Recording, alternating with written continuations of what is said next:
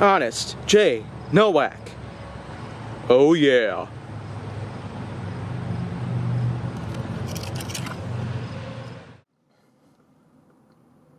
A pleasure to meet y'all at last. And now I gotta be honest here before I get to the main point of this HJN episode. I know I have been really slacking off here. 2 months it's been almost since I last made myself an HJN episode and had it uploaded. I was really expecting Honest J. Nowak to be quite an easy, simple project, but life itself just kept me turning off of different points and making all sorts of corner cuts and detours just so I'd be able to try and get by. But now, I'm glad to say, it's finally time for me to start coming back here. And I've got lots of episodes that I'd like to have uploaded as soon as I can. But for now, I'm going to start off by talking about escape rooms. Now, I mainly want to point out about escape rooms in and of themselves because of the fact that, well, I've been in an escape room of my own.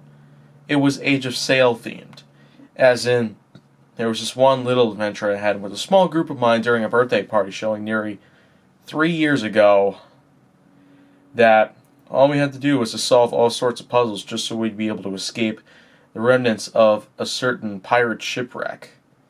And so, the mentality of the whole idea of us trying to solve different puzzles, Resident Evil style, in the way that we'd be able to simply progress through different stages of the escape room itself before the time span would run out. Now, we did have ourselves a few little run-ins here and there, but it'd be fair for me to say that we did pretty good there. But out of all the themes we could possibly choose from, the Age of Sail theme to where we'd have to escape the pirate shipwreck was certainly one of the hardest we've ever found. And as it turns out, it was the hardest to come by at the time that it happened. But in all honesties, it was still quite a fun time, despite being a 45-minute long session that we may have not really had a lot of time to try and simply figure out the whole point of it. Of course, there were plenty of parts to it that we were able to solve in a jiffy, but most of the time we had to do something like this to be able to get a certain hint of some sort, or a clue in relegation of how we were going to be able to simply complete certain other puzzles along the line. But now, I guess the point that I'm trying to bring up here is that, of course, escape rooms themselves can be quite challenging, especially the type that I'd been, but since it's been 3 years almost, I would simply like to classify that escape rooms, of course, can be one of the most challenging real-time events possible. And even more so, given to the fact that we're having ourselves even bigger challenges to come by. Of course, challenges of all sorts that can simply work the brain and the body at the same time is a concept like no other. But escape rooms, they simply have some of their faults, because some things just happen to be too distracting along the line. The fact that such details and the like happen to appear all over the place, it simply gets to be kind of distracting right there. Kind of disorienting, given to the fact that sometimes the in-session capabilities and objects happen to be lying anywhere within, and in a spot where they'd be cleverly hidden.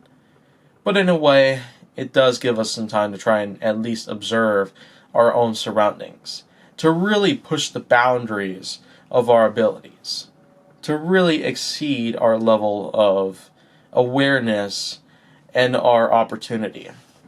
It's certainly a big thing out there, but of course escape rooms, they do have some problems along the line here and there, but given to the fact that it was one of the only experiences of mine where I was able to simply go into an escape room, it was certainly one of a kind.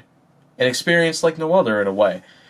But now, it's certainly come to that point in time when it'd be right for me to simply point out here that, of course, I can't really escape HJN.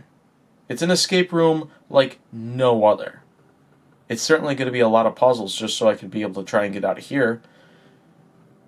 Then again, the door over there is open, so I guess it'd be fine for me to get going then.